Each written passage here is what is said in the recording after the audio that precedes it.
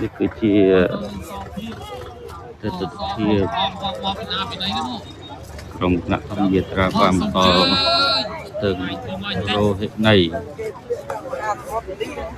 អ្នកមោតាសៈពិកវៈតោ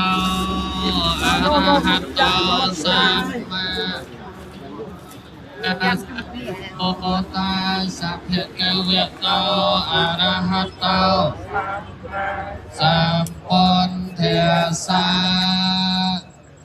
សូមអនុមោទនាចុះឡើងលេខ1មកអស់អត់ចុះយកហ្មងចុះអត់ចុះដែរអេតិបិសោភគវិអរហង្គសម្មាសម្ពុទ្ធោវេជាចរណសម្បណ្ណោសុខតោលោកវិទូអនន្តរោពុរិសធម្មសារតិសង្ឃាទេវមនោសានំពុទ្ធោភគវិតិស្វខតោភគវតាសន្តន្តិកោអកាલિកោអេហេបាសិកោអូបញ្ញយិកោវេទិតាពោវិញ្ញោហៃទេសុបតិបានណោភគវតោសាវកសង្ឃោវិជុបតិបានណោភគវតោសាវកសង្ឃោញាយបតិបានណោសាវកសង្ឃោសម្មិចេបតិបានណោភគវតោសាវកសង្ឃោឥទាំងចាំតាបរិសយុគានិអាកបរិសបងកលាអេសភគវតោសាវកសង្ឃោអាហុណៃយោអាហុណៃយោទាំងគិណៃយោអញ្ចလိករណៃយោអនន្តរំបញ្ញកេតាំងលោកាសាទេសូមញោមពោញោមទៀតមកចំដល់ក៏បានបង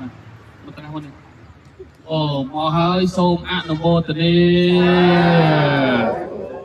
សូមចម្រើនពរញាតិញោមពុទ្ធបរិស័ទទាំងអស់ថា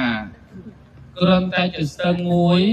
ស្ទឹងនេះក៏មិនស្អាតដែរមិនដូចជាស្ទឹងនៅស្រុកខ្មែរស្ទឹងនៅអាមេរិកសឹកទឹកថ្លាខៀវគេមិនចាប់អារម្មណ៍ផងអូជាទីនាំមកនៅរីករាយដល់អ្នកទេសចរទាំងឡាយប៉ុន្តែនៅទីនេះ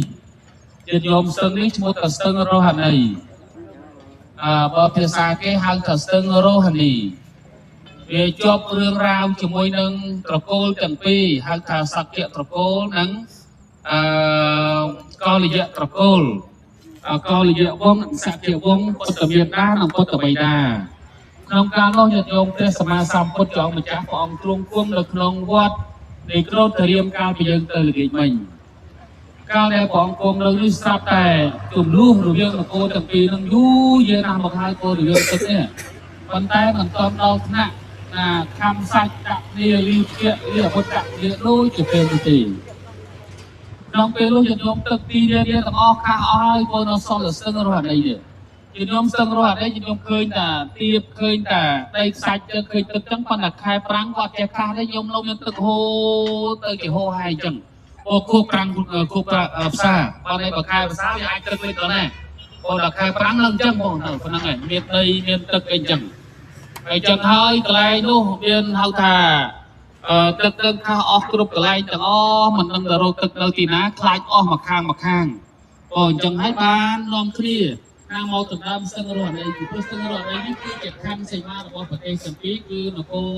ខាងពុទ្ធមេតានិងនគរខាងពុទ្ធបិតាអញ្ចឹងបានទៅខាងនោះនគរពុទ្ធបិតាមកខាងនេះនគរពុទ្ធមេតាអញ្ចឹងមកខាងម្នាក់អញ្ចឹងហើយបាន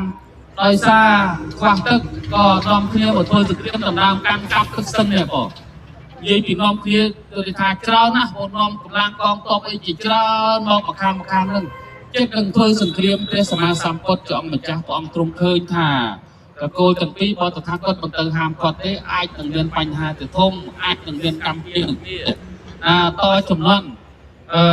ចឹងហើយបានព្រះសម្មាសម្ពុទ្ធព្រះអង្គទ្រង់និមិត្តពោលឲ្យរឹតណាពីវត្តនិក្រូធរាមកបាត់ដៃបានមកដល់កន្លែងនេះព្រះអង្គទ្រង់គង់នៅលើអាកាសនោះធ្វើឲ្យសកលទាំងឡាយពីនឹងឯងបានឃើញអំពីព្រះសម្មាសម្ពុទ្ធហើយបានព្រះអង្គគង់លើអាកាសបានព្រះអង្គសម្ដែងរៀបរាប់អំពីទោសនៃការដណ្ដើមគ្នាទឹកនឹងគួរតែបែងចែកគ្នារួមសាមគ្គីគ្នាយើងជាជីវិតយើងជាមនុស្សយើងជាសត្វលោកមិនក៏បីហួងហែងនៅរបស់ណាយកតែម្នាក់ឯងទេយើងចង់រស់គេក៏ចង់រស់សម្ដែងអំពីទោសនៃកាមនៃការហួងហែងហ្នឹងហើយបានព្រះសម្មាសម្ពុទ្ធព្រះអង្គម្ចាស់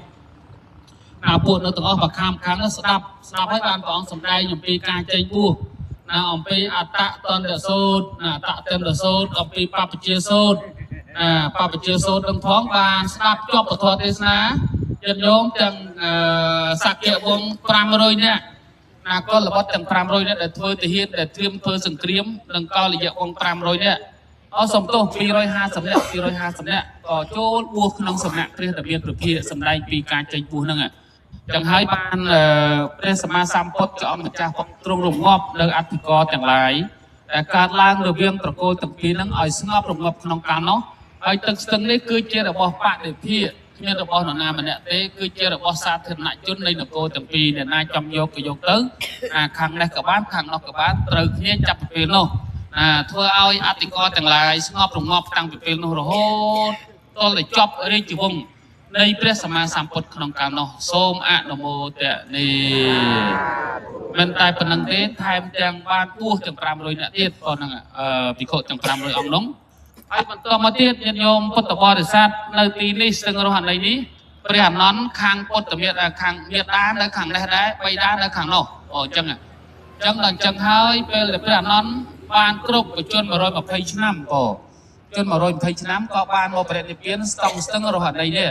គាត់ទៅបានន័យថាសម្ដែងរិទ្ធហោះទៅលើអាកាសហើយប្រតិនិព្វាននៅលើអាកាសហ្នឹងបែកសពជាពីរញោមជាពីរហ្នឹងមកខាងម្នាក់មកខាងមេត្តាមកខាងបៃតាដើម្បីកុំឲ្យតកូលទាំងពីរហ្នឹងឯងមានការចំណែនគ្នា